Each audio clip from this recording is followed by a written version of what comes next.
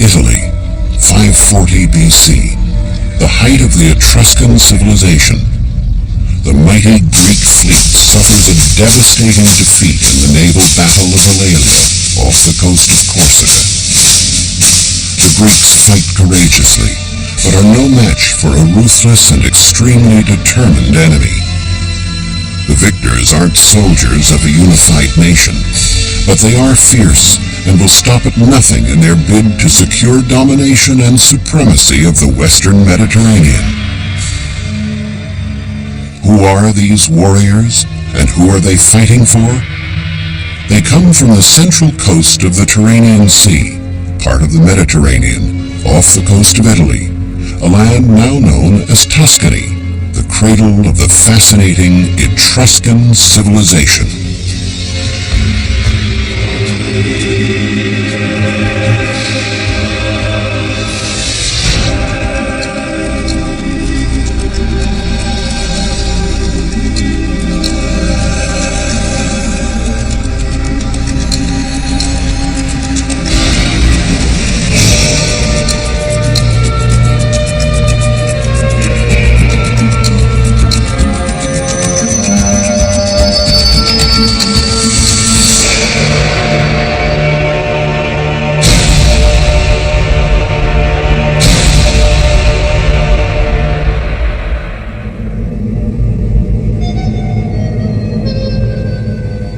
The origins and language of the mysterious Etruscans are subjects of debate for scholars today, perhaps because there seems to be no lineage. The negligible remains of the people of Etruria have nothing to do with the pyramids, temples, or other vestiges of ancient Egypt, and it's impossible to make a comparison with the Greeks, who left us with incomparable works of art like the Parthenon. And the Romans, they came later. But though the origins of the Etruscans are unknown, we have discovered a lot about Etruscan culture, from findings and archaeological digs in the Tuscany countryside. In the 6th century BC, Rome was still far from being the great capital of the world. In reality, during that time, the city was under the dominion and influence of the Etruscans. In fact, several kings of Rome were of Etruscan origin. While ruling Rome, the Etruscans built the architecturally accomplished Cloaca Maxima, a huge drain that conveyed sewage from quarters near the Roman Forum into the Tiber River.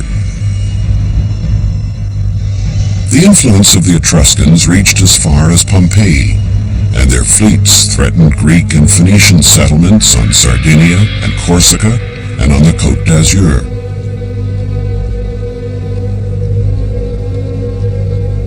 Still, everyone wanted to trade with the Etruscans because they were rich. They loved beautiful things and bought jewels, weapons, exotic objects, and pottery.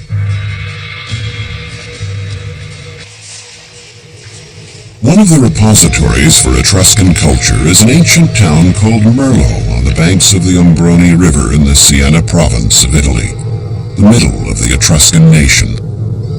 Nothing remains of the ancient town, but on a plateau called Poggio Civitate, just outside the city, are clues to what Etruscan homes were like. Though these cities were destroyed and rebuilt by Roman invaders, evidence of the Etruscan civilization has turned up in tombs and necropolises, cemeteries. In 1965, Bryn Mawr College in Pennsylvania sponsored an excavation led by archaeologist Kyle Meredith Phillips, Jr. at a site not far from the medieval town of Merlo.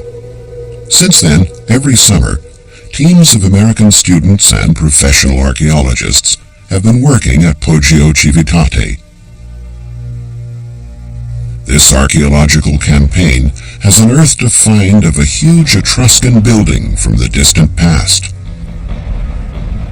The remains of the south wall are still in the clearing where the building was erected. The construction covered a square surface that was truly enormous, 197 feet on each side. Inside what must have been the courtyard, There are foundation walls of a so-called tempietto, or little temple, a small square-shaped building that in all likelihood contained statues of divinities and ancestors. Though little of the original building remains, it was natural for archaeologists to try to reconstruct what the building at Merlo looked like. More than 2,500 years ago, the Little Temple was in the middle of a big colonnaded courtyard that ran along three sides of the building. The building itself, which archaeologists called the Upper Building, was erected in 580 BC on the ruins of a previous so-called Lower Building erected in the 7th century BC, a building that was later destroyed by fire. Archaeologists still don't know if it was the home of an important family or the meeting place of a league formed by various Etruscan cities. They found many terracotta statues on the roof, some of which had a peculiar headdress with a wide brim. The statues are called acroterii, a Greek word that indicates their position on the roofs of temples and buildings. They also unearthed ivory statuettes and precious stones that prove how wealthy the inhabitants of the building were. All the findings from the building at Poggio Civitate are now on view at the Merlo Museum, set up in a home of the ancient medieval town. One striking figure is this horseman. It was on the roof of the lower building. Most of the objects in the museum collection come from this building.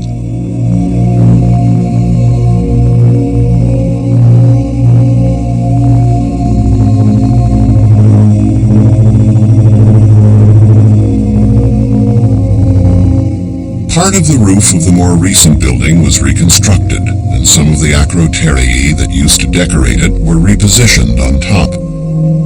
Standing out is a statue of a man with a strange hat, something a musketeer or cowboy might wear. This statue has become the symbol of Merlo. These terracotta plates show aspects of everyday life. This one depicts a banquet. At the time, the plates were decorated very colorfully. The upper-class Etruscans loved the pleasures of life. Banquets were held in elegant settings among damask cushions, candlesticks, and expensive tableware, with waiters serving and musicians livening up the atmosphere.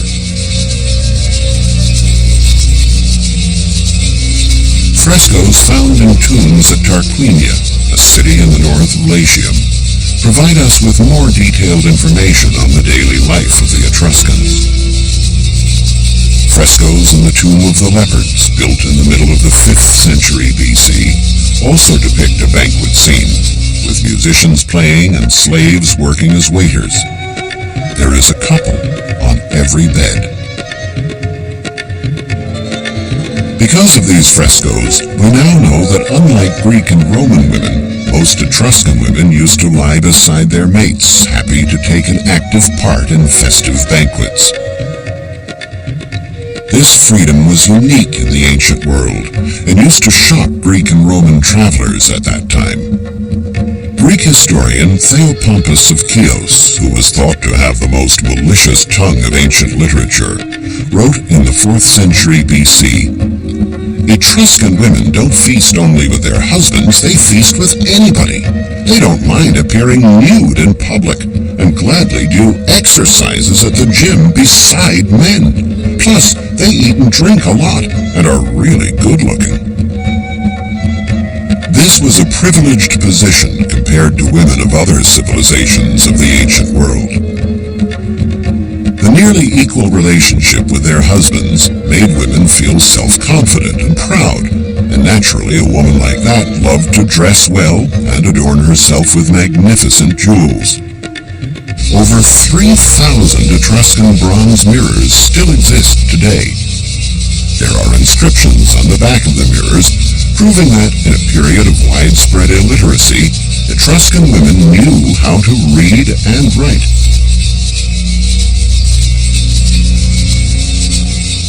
The The area around Merlot has become famous not only for the excavations, but also for important research in the field of genetics.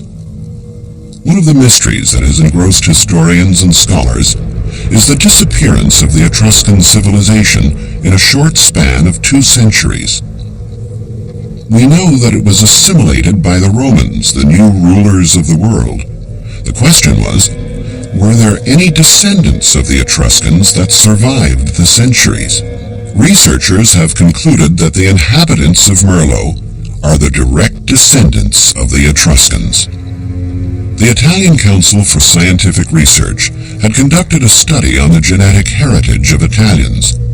It was noted that there are 3 genetically different areas in Italy, which correspond to precise geographic locations. The most homogeneous of these areas, the one with the highest concentration of a certain genetic type, is the area of Tuscany, the ancient homeland of the Etruscans, particularly the area around the town of Merlot. Genetics researchers, now working with modern DNA or genetic code techniques, are anxiously exploring whether the DNA of the inhabitants of this beautiful town corresponds to that of the otherwise extinct Etruscan people. Besides Merlot, another important commercial area of Etruria is a place called Volterra, one of the most ancient cities of Italy. Volterra's name has not changed much in almost 3,000 years. Back then it was called Velathri. Like many Etruscan towns, it occupied an easy-to-defend, naturally strong position on a hilltop which dominated the valleys of the Era, Elsa, and Cicigna rivers. Volterra was a flourishing town whose inhabitants lived off their craftsmanship. They became famous for their work with alabaster, a type of soft rock that is easy to carve and is plentiful there. Though there were many types of alabaster works, it was the urns that were exported to most of Italy. Modern carving of alabaster, which prospered anew in the area at the end of the 18th century, forms a perfect link between Etruscan workers and modern craftsmen.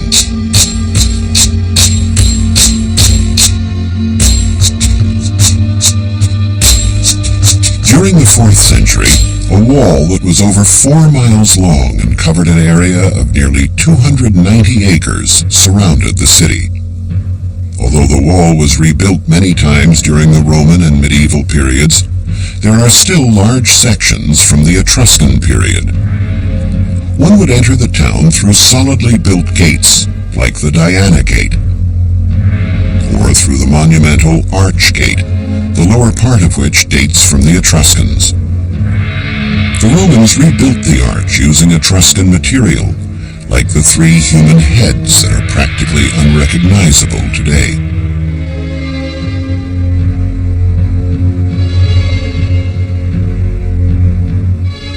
But the most substantial traces of Etruscan Volterra are found in the zone of the Acropolis, where the park of the castle is today.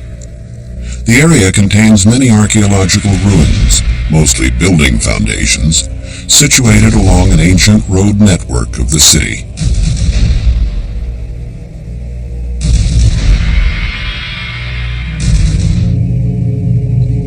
Two temples used to stand in this area, built around the 3rd century BC. The purpose of the small building shown in close-up is another mystery scholars have not yet managed to unravel.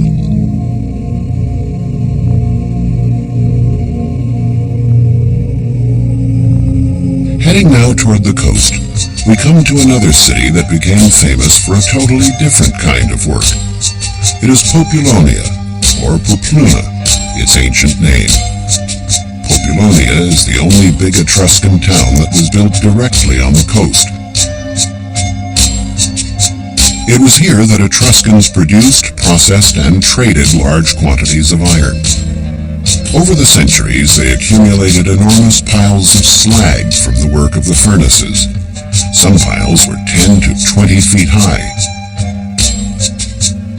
These slag piles were so rich in iron, even in the unprocessed state, that in 1940 the Italian army used them to make war supplies. Scholars have estimated that there could have been 2 million tons of slag in these piles. The present town of Populonia traces its origin to more recent times. The town flourished in the latter part of the Middle Ages, but iron was being refined and traded here at Populonia nearly 500 years before Christ. Where did this precious metal come from? In spite of metal-bearing chains nearby, the iron came by sea from the island of Elba.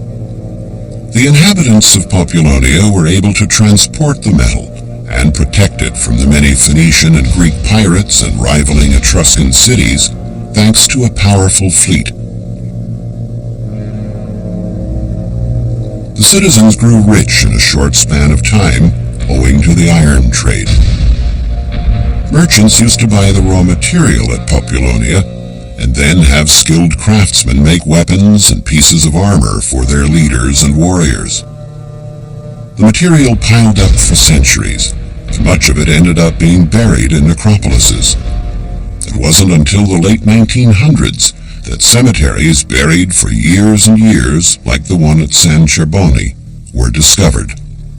Here there are important examples of chamber or tumulus tombs. These tombs have a long access corridor that leads to a quadrangular cella. The diameter of the cylindrical tambour that covered it could be as long as 90 feet. Mighty walls defended the upper part of the city, or acropolis, where sanctuaries and other public buildings were erected. At the time when Populonia was at the zenith of its splendor, the city walls looked like this. In the background, the outlines of the buildings on the Acropolis are silhouetted on the horizon.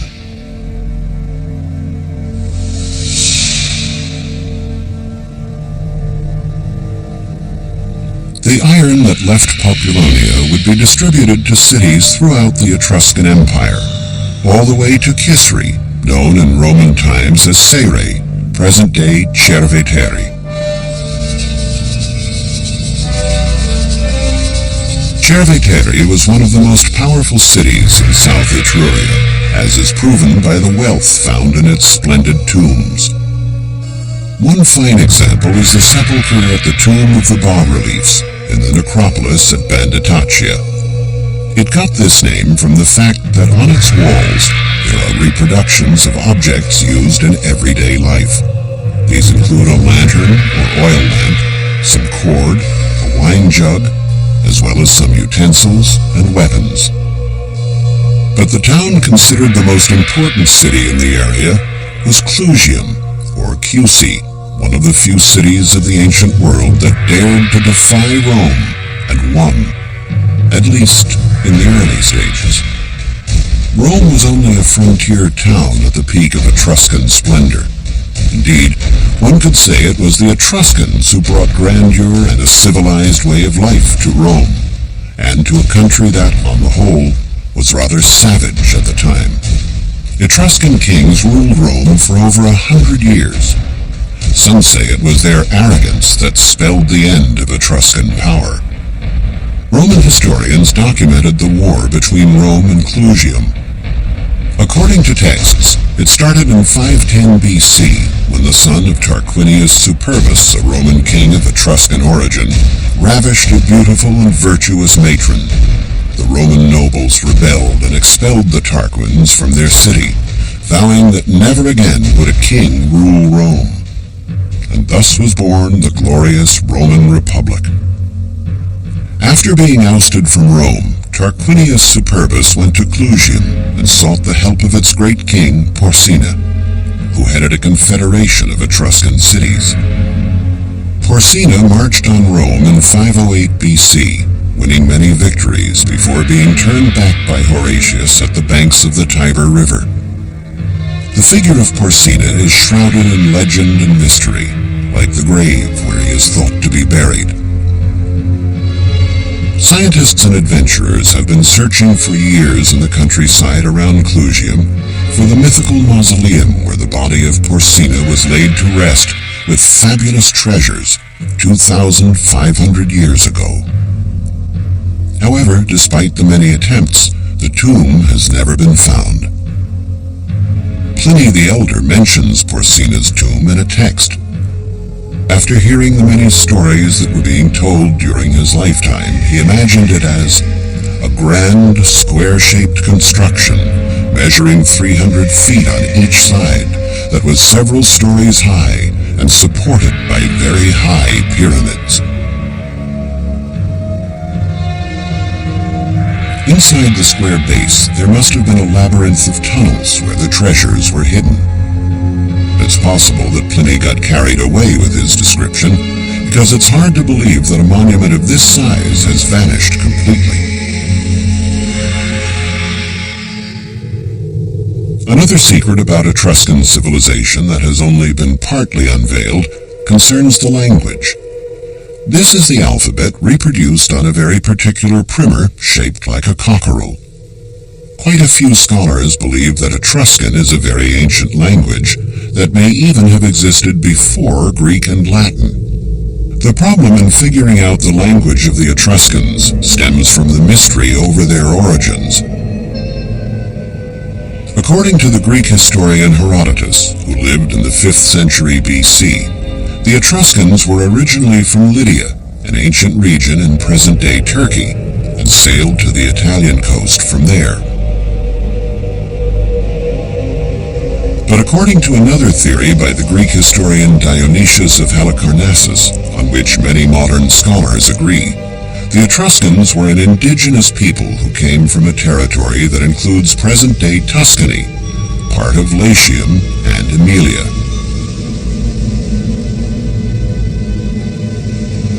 The most antique evidence dates from the 10th to the 7th centuries BC, and is found in a zone that we rarely think about as having connections with the Etruscans.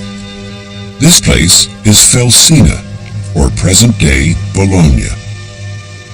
Artifacts from Villanova are housed in Bologna at the Civic Archaeological Museum, which was opened in 1881. It is a unique collection, the only one of its kind in the world. In the 9th century BC, it was here that the so-called Villanovan culture flourished, named after Villanova, a town near Bologna, where archaeologists discovered a group of tombs attributed to this culture. Many scholars believe the inhabitants of Villanova may have been the ancestors of the Etruscans. In these tombs, the deceased were cremated, and the ashes kept in ossuaries or urns, biconical-shaped vases covered with an upturned bowl. This specimen dates from the 9th century BC. The urn was put in a hole in the ground lined with pebbles. Sometimes the earth was kept back by stone slabs. Personal items were also put into the tomb, either directly in the ossuary or beside it. Items like fibulae, used more as ornaments than to fasten garments. There might have been a sharpened razor in bronze. The presence of razors in almost all men's graves leads us to believe that unlike the Greeks, Etruscan men preferred to have clean-shaven faces. An axe blade, also in bronze, used both as an implement and as a weapon, would also have been included. In women's graves, they also found fibulae, often decorated with swastikas or of the twisted arch type. But there would also be humble objects like whorls, which were weights put at the end of the spindle, and naturally, thread spools. Also included would be armilas, bronze bracelets, and some pearls and amber pendants that were perhaps tied to each other to make a necklace. D.H. Lawrence said that to the Etruscan, all was alive. Indeed, from frescoes found in tombs, it is evident that the Etruscans were an active people. They loved public spectacles, performances in the square, and athletic competitions. They loved to go hunting and fishing, but also appreciated music and big banquets. The stature they gave women made them unique among ancient civilizations. But after they were driven from Rome, the Etruscans never regained prominence. By 280 BC, all Etruscan cities had either surrendered or died under Rome's sword. In a land they had enriched, now only their tombs survive. And nearly all that we know about their way of life comes from their way of death. Mysteries about the land of Etruria can now only be solved from secrets buried in the depths of the earth.